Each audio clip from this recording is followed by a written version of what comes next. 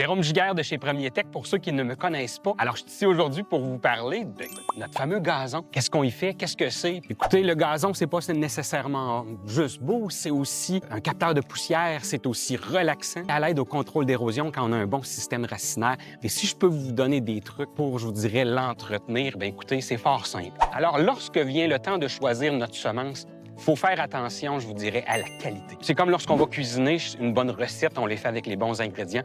Ben c'est ça. Une bonne recette de semences, ben ça contient peut-être plus de vivaces que d'annuelles parce que c'est comme des fleurs. Et la vivace, ben justement, va repousser à chaque année, tandis que l'annuelle, on va devoir ressemer. Il y a aussi le terrotage à ne pas négliger. On va terroter ou je vous dirais, on met une couche de terreau par-dessus d'à peu près un quart de pouce, quelques centimètres. On peut terroter avec un compost. Par percolation, les nutriments vont attirer la vie biologique des petits insectes qui vont nourrir le sol. Ou encore un terreau à pelouse. Pas quelque chose de trop léger parce qu'on ne veut pas que ça parte au vent, mais on veut bien couvrir notre semence après avoir semé. Et après ça, ben, il y a toujours le choix des engrais, le fameux NPK sur les engrais, azote, phosphore, potassium. Qu'est-ce que ça veut dire? Je dirais en haut, en bas, tout autour. Donc, le premier chiffre va favoriser le verdissement, le deuxième chiffre va favoriser l'enracinement, et le troisième chiffre va favoriser, je vous dirais, la vie générale ou la santé générale de votre plante. Donc, c'est pour ça que c'est bien important de bien choisir notre engrais dans les bons moments de l'année. Au printemps, on choisit un engrais avec un phosphore plus élevé, chiffre du centre. Après ça, on peut mettre un engrais, je vous dirais, plus élevé